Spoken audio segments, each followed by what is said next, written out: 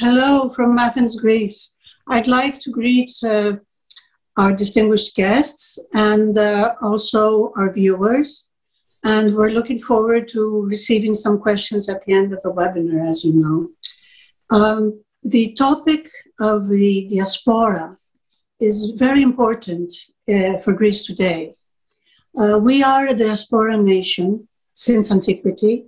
And today, the importance of the diaspora and the rebirth of Greece is becoming very, very important. So looking back at history is very seminal at this historical moment. And today we will have three different perspectives, three different takes on the role of the diasporas in the late Ottoman Empire, a period which was very, very rich in events, a period of transition. And here I'd like at this point to introduce the first of our speakers, Professor Thanos Veremis, Professor Emeritus at Athens University, who is also the Vice President of our foundation. Thanos, Professor Veremis will talk about the Greek diaspora and the Greeks of Asia Minor. So Thanos, we are all ears, waiting to hear what your take is on the subject.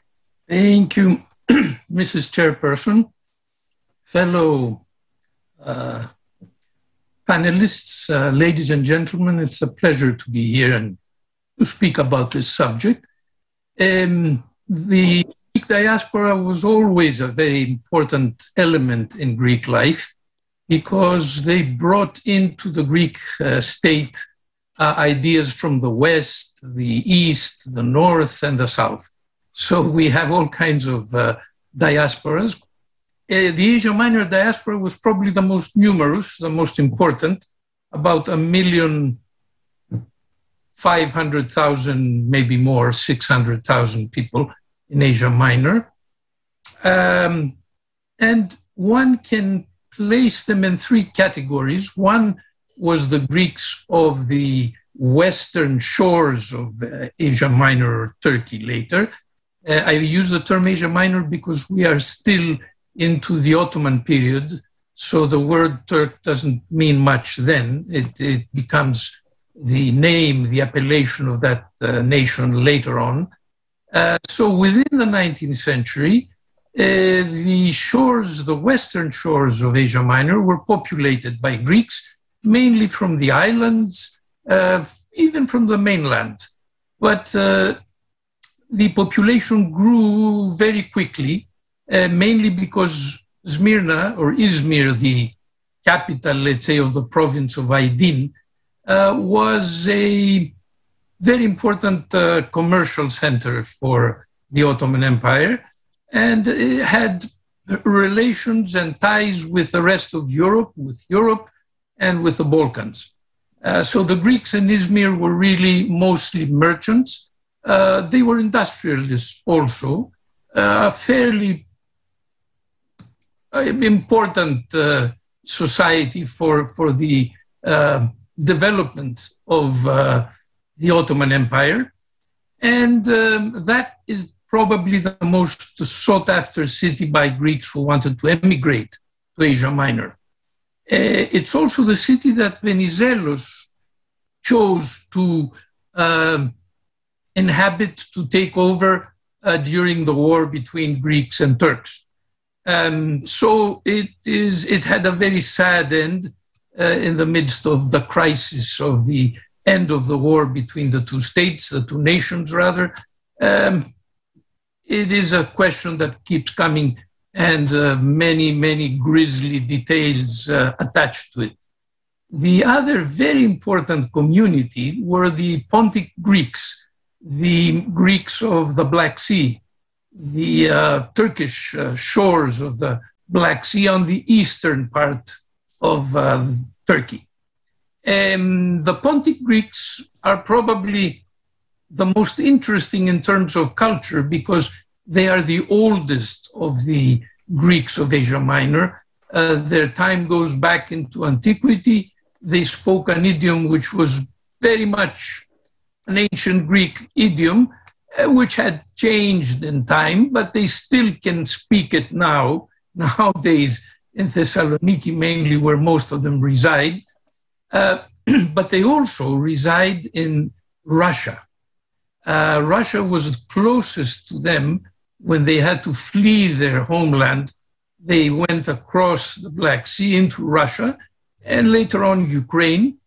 Hence, most of the Greeks of Mariupol, which we read today in the news, it's something of a disaster city, has been bombed and rebombed and bombed again. And I think at this point it was taken over, if I have heard the news correctly, by the Russian forces. Many of the Mariupol Greeks were, in fact, Pontic Greeks who went there throughout, beginning of the 20th century, mainly, when they had to leave their homes in the Pontic region.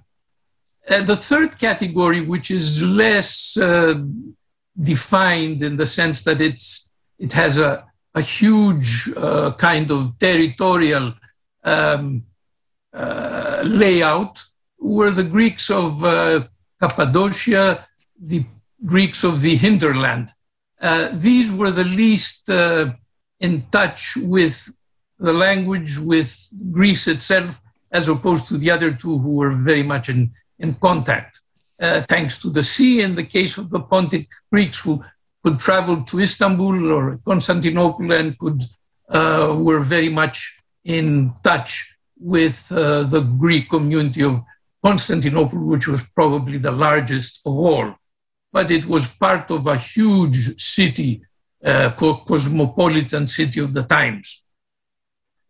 The interesting thing about the language that the Greeks of Cappadocia would speak is that they would write in Greek characters, but a Turkish language. They had lost touch with their own, and so they used Turkish language. When the exchange of population occurred in 1922-23, actually, these people had the hardest time coming back to Greece or being in Greece for the first time in their lives. They spoke Turkish. They were not understood. They became an object of many jokes at the time, so they were not a happy lot, to put it mildly. Whereas the Greeks of Izmir or Smyrna and the Greeks of those who left Constantinople, because some remained and there was an exchange. When populations were exchanged, the Greeks of Constantinople were allowed to remain, not all, but those who had been born and they had documents of that. And then on the other side, on the Greek side, the Turks of Thrace, of Western Thrace. Otherwise, both countries would send their populations of Turks on the side from Greece and Greeks from Turkey. About 1,300,000 Greeks emigrated or were exchanged, rather. They had no choice. It was an obligatory exchange on the basis of religion rather than language. Same was true for the others. It was the Muslims who were exchanged for the Greek Christians, about 500,000 Turks, or maybe less, mainly from Crete and Macedonia, or the Greek part of Macedonia. So here we are with a huge population of newcomers into Greece, people who were well educated when it comes to the Greeks of the Western shores, and less so with the Greeks of the hinterland. And most of the Pontic Greeks, in fact, went to the Soviet Union of the time. They escaped through the Black Sea. Some managed to reach Thessaloniki, where they still prosper. They are a very interesting community of people who, as I said, they can still, if they want to, they can put on a show of their own idiom, which is very funny. It's ancient Greek, in fact, but it sounds funny to the modern Greek. So they are still very much attached to each other. They have a strong sense of identity. And as I said, they have done well in Russia, having been there not just during the Soviet times, but even before. They would easily leave and go across to make their fortune. As I said, they are still around and very much in touch with the mother country. So I think that's my first, let's say, contribution to this discussion. So their legacy is not only what they left back in the Ottoman Empire as it was disintegrating and as it was becoming Turkey, but they have had a wider legacy in the countries where they went afterwards, and in Greece, where the impact of the refugees after the failed Asia Minor campaign has been felt strongly, and we're still debating what the impact of the Greek refugees from Asia Minor was. As they were, Indeed. It was a huge number, and actually in 2022, we have the 100-year anniversary of their arrival to Greece. And basically, when we talk about the Greeks of Asia Minor, we mean the interesting mosaic you described, because it's a mosaic. Very well. So what's your second take? Would you like to say something about the bibliography or something else? How it's evolving as an academic? Oh, there's much which is beginning to come out about the Asia Minor Greeks and about the disaster of 1922 and the Treaty of Lausanne. Things are coming out in press very, very much at this time. I have written a little book on the subject, which I expect will come out soon. But there's also a very interesting book by two fellow academics, Mr. Evanthis Hadjivasiliou and Angelos Syrios, called 50 Questions Concerning the Asia Minor Greeks and what happened in Asia Minor. Very interesting little book, which gives one a good beginning on the subject. Lovely. Thank you very much for your very succinct and rich presentation. And now we will move from the view of an academic. By the way, we're looking forward to your book. Thank you. And we will move on to Dr. Michael Vatikiotis, who is talking today from Fontainebleau. And Michael is a senior advisor at the Center for Humanitarian Activities. Am I saying it right? Dialogue. Excuse me. Yes, dialogue. He travels all around the world, and the center is in Geneva. And today we will hear him he will give his presentation from Fontainebleau. And I would like to ask you, Michael, to give us 2 minutes on your new book, which is really making an impact. And it's Michael has started from a personal search of his family history. And from there on, he has reconstructed an amazing history, political treatise on how in the late Ottoman Empire, how before, let's say, the interwar period and World War II, this was a place, a haven for cosmopolitanism, where a variety of cultures from Europe coexisted with a variety of cultures in the area. So here's a story of another take on the subject, another perspective. And let me add that Michael also is a very famous journalist, apart from author. Thank you, Ioanna. Southeast Asia matters. It doesn't matter. You're too kind. Thank you so much. And I'd really like to thank you and everyone at ELIAMEP for giving me this opportunity to talk about my family story, which is, the book is called Lives Between the Lines, A Journey in Search of the Lost Levant. And given that I know Professor Veremis is an eminent historian on the subject, I thought I would avoid the history. I wanted to use this opportunity to speak about the diaspora communities of the Levant in the late Ottoman period, a period that essentially captures the heyday of my own family of Greeks and Italians who lived in Egypt and Palestine from the mid-19th century to the mid-20th century, and which explains, of course, why I'm here speaking about the subject.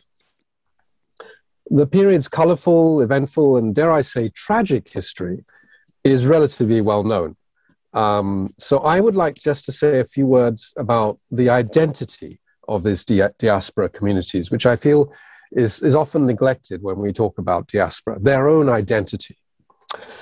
Now, the thing that shocked me, and the first thing to remember about Greeks of the Levant, mainly in and around what used to be Palestine, and what is today the state of Israel, is that they did not consider themselves to be living in a foreign land.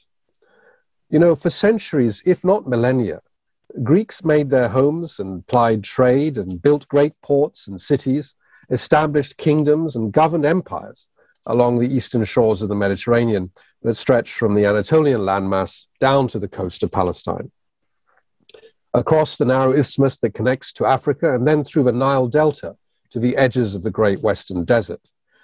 Conquering Arab sheikhs and later Ottoman beys took these lands for their own, but their commerce and administration relied to a very great extent on Greeks.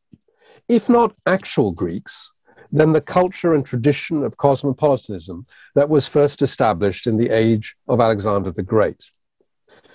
In the late Ottoman era, this Greek component, people, culture, and language, not just Greeks, was integral to the smooth running of the empire. This made the Greek diaspora something more than a transient community. If in Egypt they were embedded in every town and village as shopkeepers and tradesmen, in the great Levantine ports they provided the ships and managed the trade that passed from east to west. And in the arid Judean desert, they carved great monuments to the Christian faith, dominating all the sacred sites as custodians. Whether in Alexandria, Acre, or along the shores of Lake Galilee, on the dusty byways between Jerusalem, Jericho, and Bethlehem, Greeks were an immovable, essential part of the scenery. When you go to contemporary Bethlehem today, much of the outskirts of the city, the town, has been inhabited by recent Arab migrants, especially Bedouins from the desert. But they all have historical memories of large communities of Greeks living in the area. Now, I've traced the journey of my Greek and Italian forebears from Tuscany, Crete, Idra, and Rhodes as they made their way to Egypt and the coast of Palestine. They went in search of opportunity, as the newly established kingdoms of Italy and Greece were, of course, very poor and bereft of opportunity. My Greek great-grandfather, an Idriot seaman, settled in Acre as a humble ship's chandler.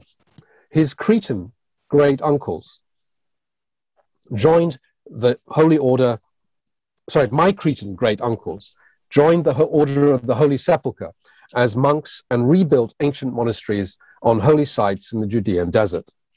They led productive lives in a land they felt comfortable in, even if most of them avoided becoming Ottoman citizens and remained loyal Greeks. Now, critical to providing the community of Greeks with security was, of course, the Orthodox Church, perhaps the oldest continuous religious institution in Palestine, dating back to the Roman period, which was the basis of an Ottoman millet or self-administering unit. Both my grandparents were wards of the church, educated by the church, and their welfare looked after by the Greek Orthodox Patriarchate in Jerusalem. In the late Ottoman period, the church was a significant driver of the economy, as we'll hear, I think, from my friend Anastas in Jerusalem shortly. Local commerce and trade, and a source of welfare, and an important owner of land. On my mother's side, a family of Italian Jews helped the Albanian Mehmed Ali dynasty modernize Egypt after the construction of the Suez Canal. And I think we have to remember here that the construction of the Suez Canal, that was completed in 1867, was a massive migrant magnet for the peoples of the Eastern Mediterranean. I think from several Greek islands, whole populations moved to dig the Suez Canal. So this was, of course, a major beginning of this cosmopolitan era in terms of the migrant flows and the construction of these diaspora communities in the sort of near modern period. My Italian forebears established profitable businesses. They ran the post office and designed and built imposing edifices in Cairo and Alexandria.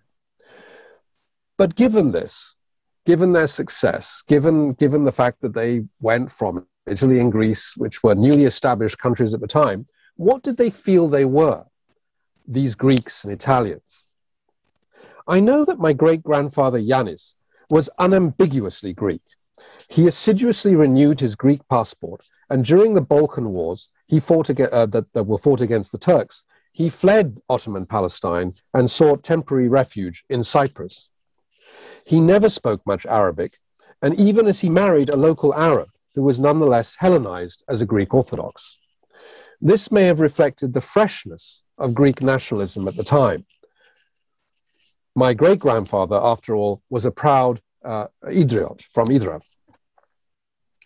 On my mother's Italian side, it gets interesting too, because my great-grandfather Samuele Sornaga, a Jew from Livorno in northern Italy, was, like many Jews of the era, a fervent nationalist and a follower of Garibaldi.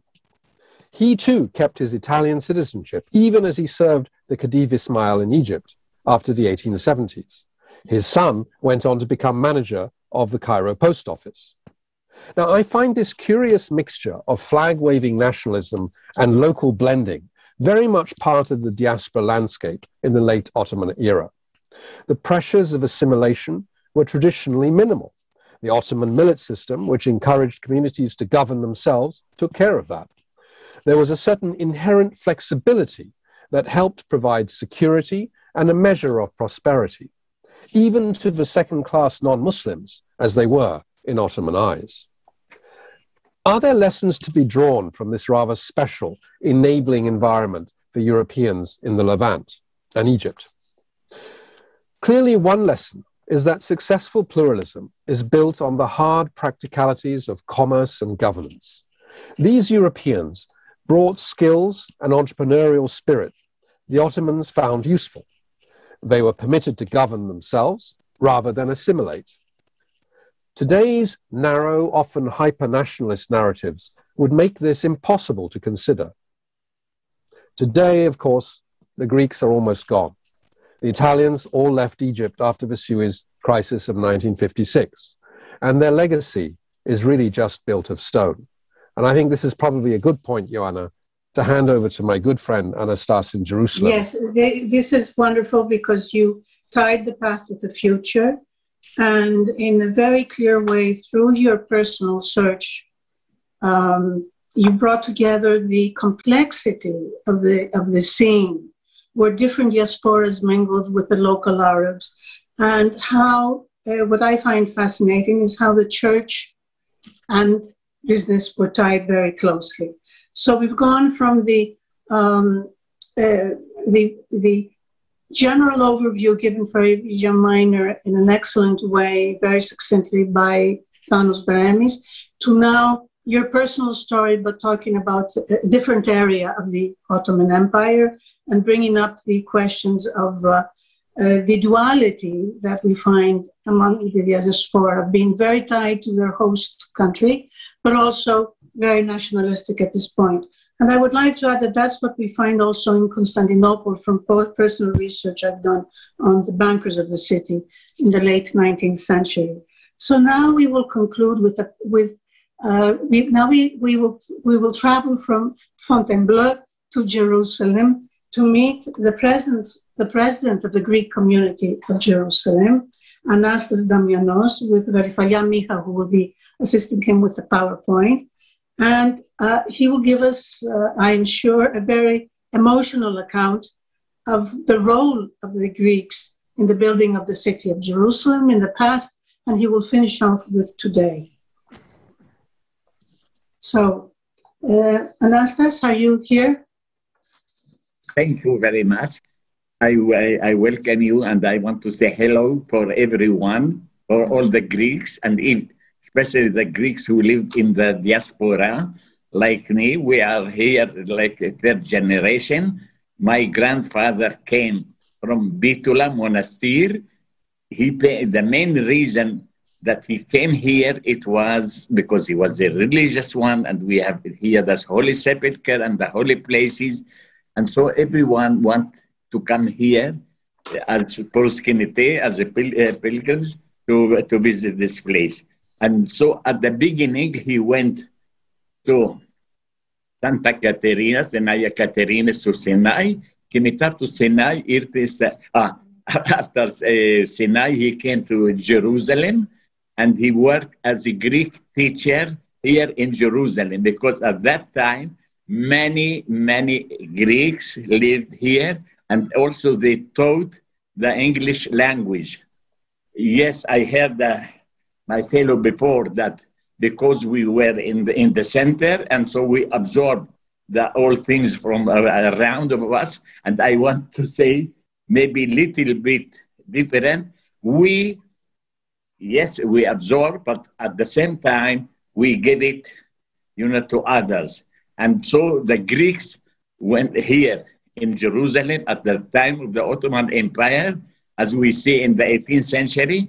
They played a very, very main role in developing the city of Jerusalem, because at that time, under the occupation of the Ottoman empires, the people had to pay high taxes, because in Constantinople, the Sultan rent the Sanjak of Jerusalem to others, and the others they rented to another one. And so all these taxes fall on the high. And so the people were forced to leave their lands, to leave their shops, because they couldn't afford paying the taxes.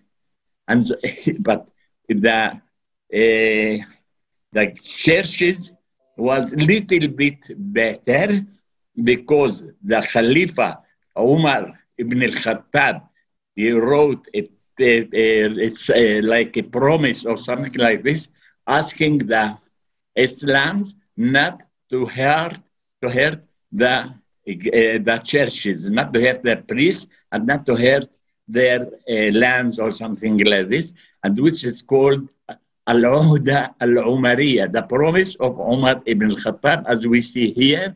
And so, but it's still, they were very poor, because the people, the pilgrims, they didn't have they didn't have the money to come, but so they suffered. And we were lucky, the Greek Orthodox Church, a monk, he came from the Dardanelles, as we see here before the bridge was built, and he came to be here to serve the church. He was like economic, and he earned money, and with this money at the beginning, he bought the land around the Holy Sepulchre, and as we see here, he wanted to income, to have some money. We see here the word of souk, which it means marking. It is in Arabic and Hebrew and English. And then he bought shops, and so he had income. And then he bought the Holy Sepulchre from the east side, the land there, and he built shops, as we see here. As we see inside the souk, the market here, and then as you see, he built one of the most beautiful fountains, not only in Jerusalem, in the whole Palestine, beside that church, as we see here. It is from the east side, and this is, as we see, the sign of the Holy Sepulchre. And then after that, we had some money. So before, as we see here in the maps, here it is the map of the Greek colony. He gave loans for the Greeks to build their own houses. And when they paid back the loans, so the house passed on them. We see here, today, the Greek colony, it is one of the most expensive areas, not only in Jerusalem, not only in Israel, and I can say even in all over the world, even more than in Hollywood or something like this. Yes. Now, when he built he gave the loans to the people, he wanted to make something like a pneumatical center, a cultural center. And so he built inside, as we see here, one of the most beautiful places, and not only in Jerusalem, in the whole of Israel. It was built since 1902, as we see here. We used to meet here, and in the national days, sometimes for cultural activities, we host many times singers, lecturers from Greece. And you are invited to come and to participate and to give something for us, for the Greeks. Because here we are, believe me, we are the torch of the Greeks outside of Greece. As I said, we visited us, presidents of Greece, even the father of Mitsotakis, and after Mitsotakis came Mr. Stephanopoulos. After Mr. Stephanopoulos, it came also Pavlopoulos, Tsipras. They came here, they couldn't, I remember I told, not a joke, but it is really, I told them it is for us, it is so pneumatical, for us. It is like Greece, the Acropolis in Athens, in Greece. Here, the second Acropolis out of Athens. And now, as we said, the fast development. Now we had with the Ottoman Empire, as we see here on the left side, Mr. Not Spirofori, it is Mr. Euclides. He was the doctor of the Sultan Abdul Hamid II. And we have, later I will show it, we have his firman, which he gave it to him. This is exactly mentioned the name Tabibi Foti Afandi, the years that, and when a man has a firman like this, it is great, and the privilege, they can, everywhere, it was something incredible. And then, this is his house in the Greek colony, was one of the first houses which was built here in the Greek colony. And in above, we can see his daughters. He has two daughters and one son who lived here in the side. Now, how said, we have to build. They build houses. So a very, very famous architect came from Alexandria. His name in Alexandria was Spiro Papas, and they translated here to Spiro Huri. Huri, which it means Papas. As we say here, this is one of the... Anastas, you have 5 more minutes. Okay. And here, this is the house, one of the houses that he built. Yeah. Now, so another role. If we want to develop, we need electricity. The one who brought the electricity to Jerusalem was Greek Mavromatis, Evridis Mavromatis. It is at the time of the Ottoman Empire, when at that time, after the First World War, the British took it from him and they sell it to another one. And he took the England to the court of Hague, and he went back this is the building of the electricity. And now the cultural side, as we see here, Mr. Cyclides, he was the first one who brought the movie, and he has a movie cinema in Jerusalem, which at that time is called the Regent Cinema. Yes. And last, my very, I have no word to describe the friendship which I have with Mr. Michael Vatikiotis. Thank you very much. Thank you so much for this emotional and inspiring presentation. Obviously, you're very dedicated to Jerusalem, and it is great that you are able to bring out the contribution of Greeks, the Greek diaspora to Jerusalem. As you said, the community is very small at the moment. How large are you? Yeah. I want also to thank you for the opportunity to let the Greeks abroad to know that there is Greeks who lived in Jerusalem for third and fourth generation. We exist here without the help of anyone. All of us are volunteers for Greece. Thank you. Congratulations, congratulations. Now I would like to ask if Professor Veremis wants to add something regarding his presentation, and whether he wants to ask a question to one of the other two speakers.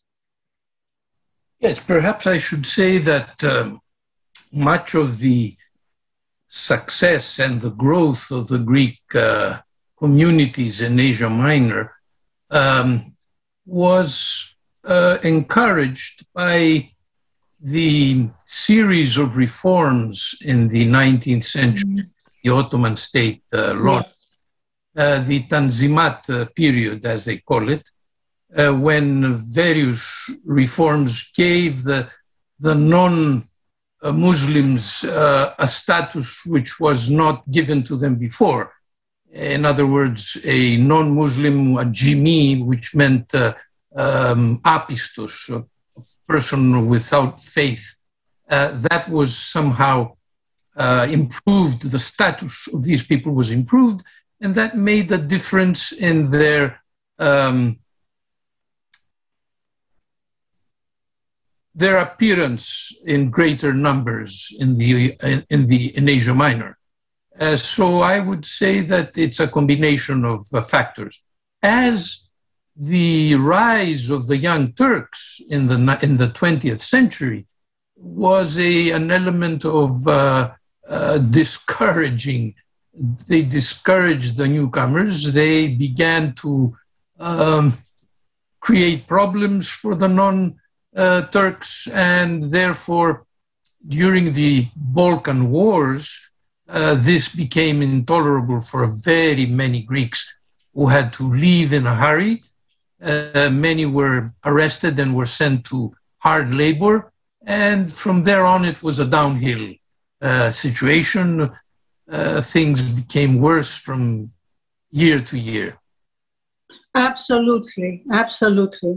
And the Tanzimat was a breath of fresh air, let's say, for a certain period. And if I'm correct, there were people leaving from the islands and mainland Greece going to the Ottoman, the Anatolian, then Asia Minor shores to make a fortune or a living during this, let's say, a period which was positive for the development of minorities in commerce.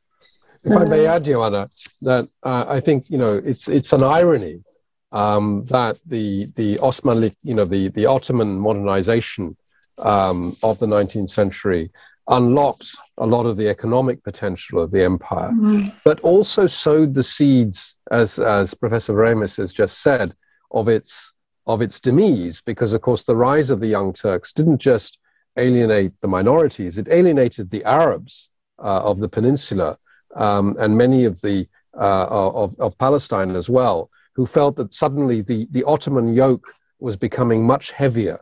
You know, the modern, I mean, one feels sorry for the Ottomans because they were just trying to modernize. They were trying to, if you like, fend off the West, you know, with all the pressures that were being put on them. And they thought, well, let's just go the way of constitutionalism. Let's modernize. Let's put in railways, telegraphs.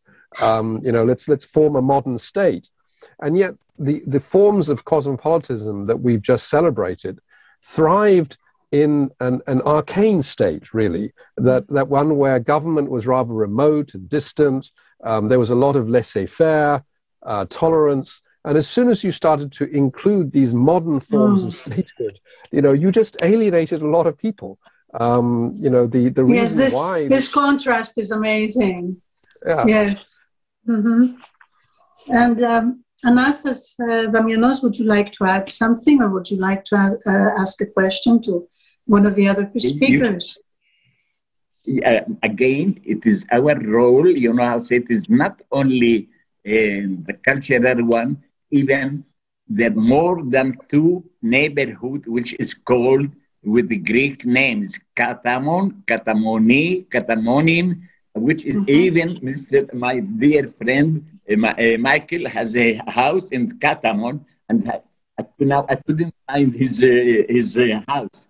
It's there, and we built it through inside the compound of the Greek Cultural Center, which we called it Leski. If you, before the years, Mr. Mantouli made a film about which it was called in Earth, a serial, A Kybernetis Politis.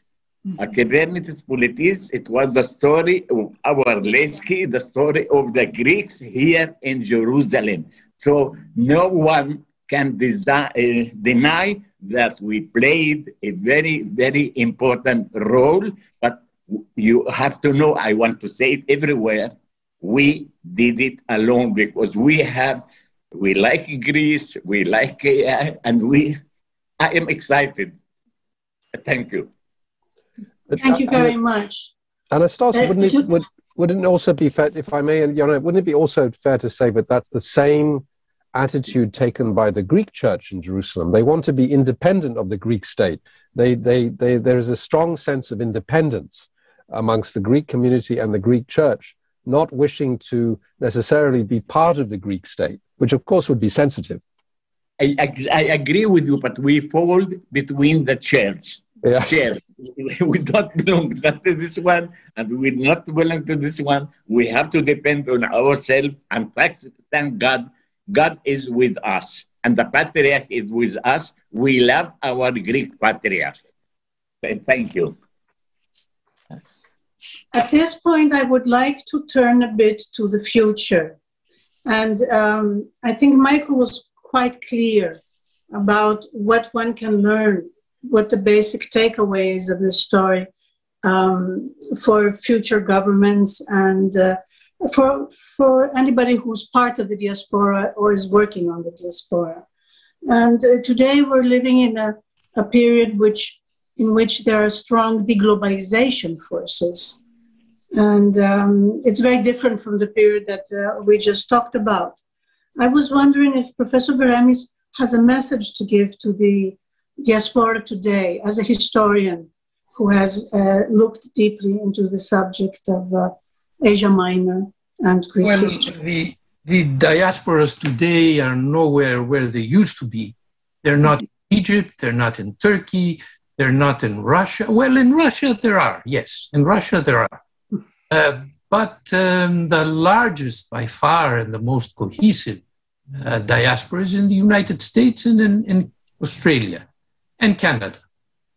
these are the three largest Greek diasporas.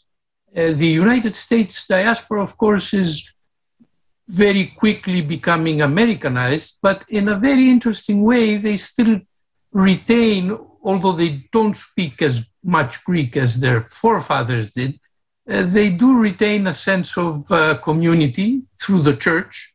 The church is the major paragon of unity of the Greek diaspora in the United States, and they have a sense of identity. They say, we are Greek, we have a Greek background. Although they say this in English, their Greek isn't so good. Some manage better than others.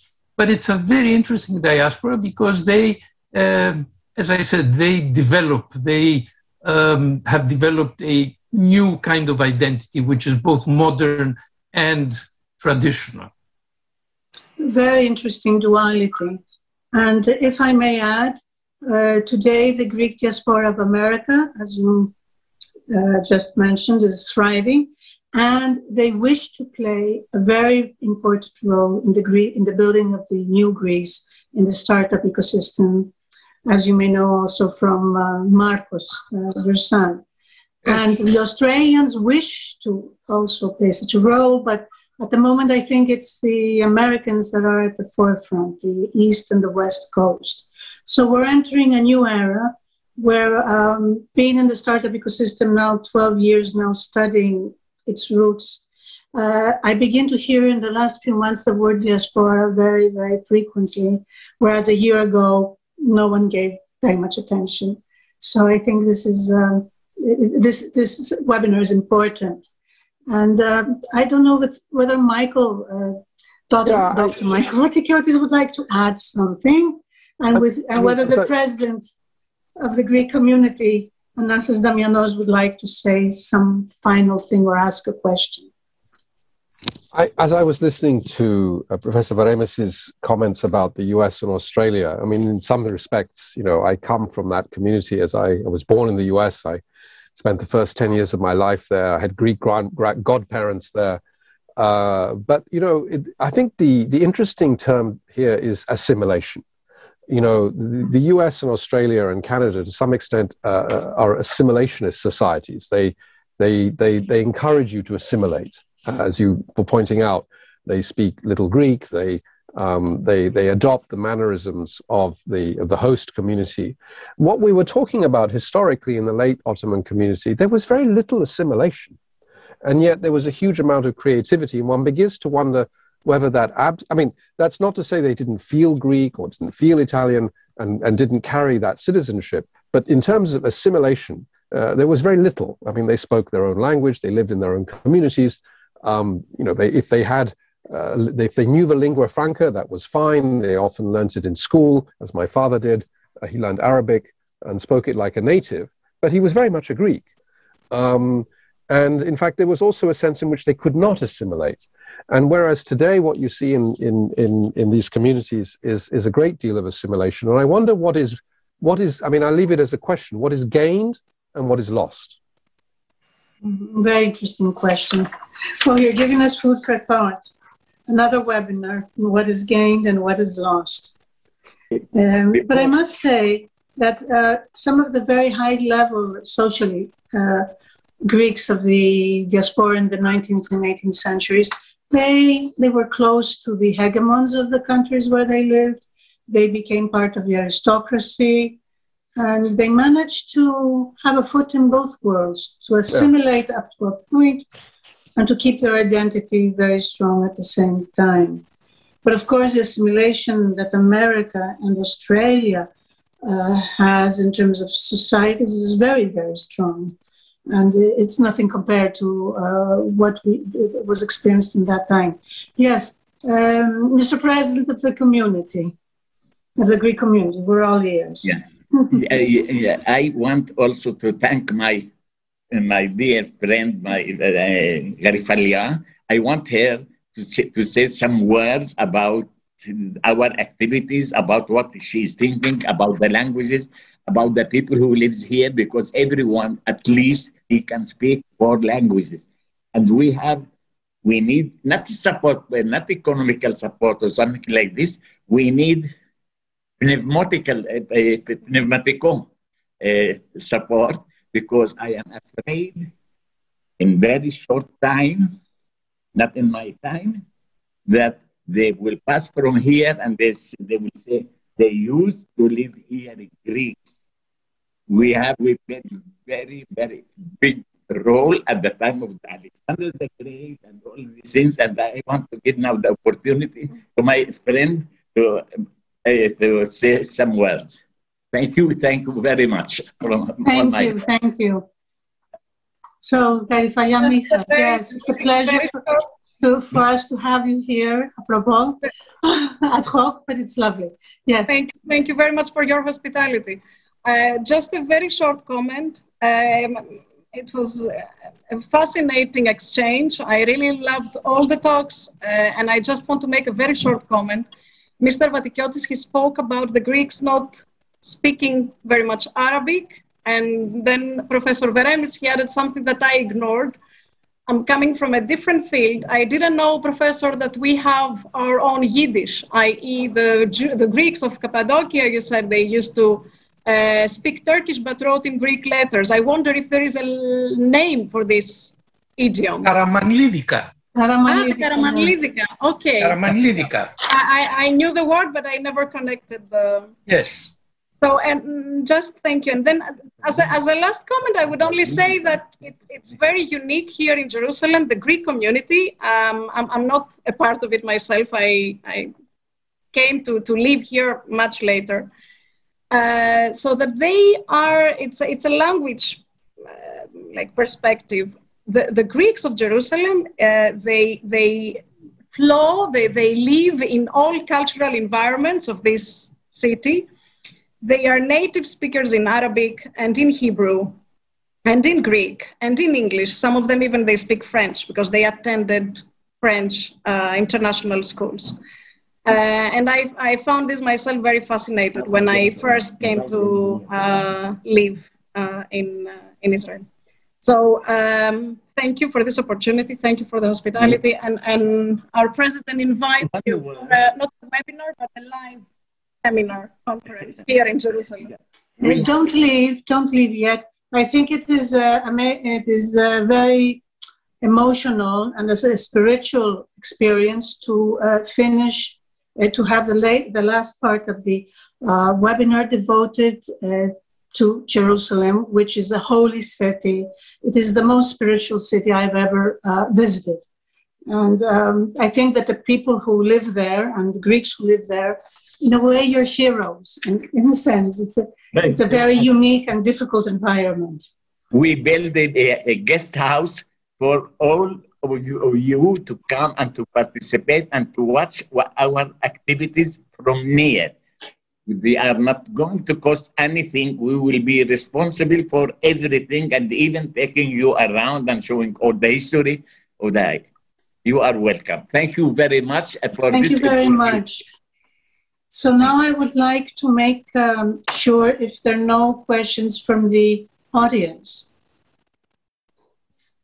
Sorry.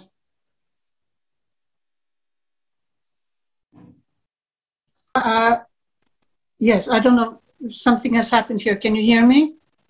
Yes, we can, Ioanna. Yeah, okay. Is there anything else we want to ask? No questions.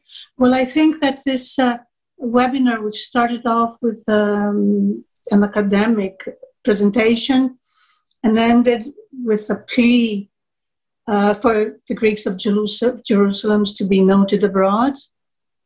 My camera is closed. I don't know why it's closed. Okay. But, there you are. Okay. And also with Michael's personal journey. And I've known Michael for many, many decades, as I have known Professor Veremis as well. And I am so glad that he has made his journey from America, the UK, to the Far East, now back to the roots of the family in the Mediterranean and Europe. And I'm always very, very honored and emotional when I talk to Thanos Veremis. Thank you, Ioanna. So, thank you so much. I hope you've enjoyed it. I want to thank you, all three distinguished speakers and our audience, which will also see this webinar later. Thank you, Ioanna. Thank you. Thank you, Ioanna. Thank you. Very good to see you, Thanos, and Anastas. I will nice see you to see you. I hope to see you in 3 dimensions. Yes, soon, in June, and Anastas, and hopefully in April. I will come after Easter. Yeah. Very good. Very good. Very good. Okay. Thank you so much, Ioanna, and thank you, ELIAMEP. Good evening from Athens, Fontainebleau, and Jerusalem. To all of you. Thank you. Bye-bye.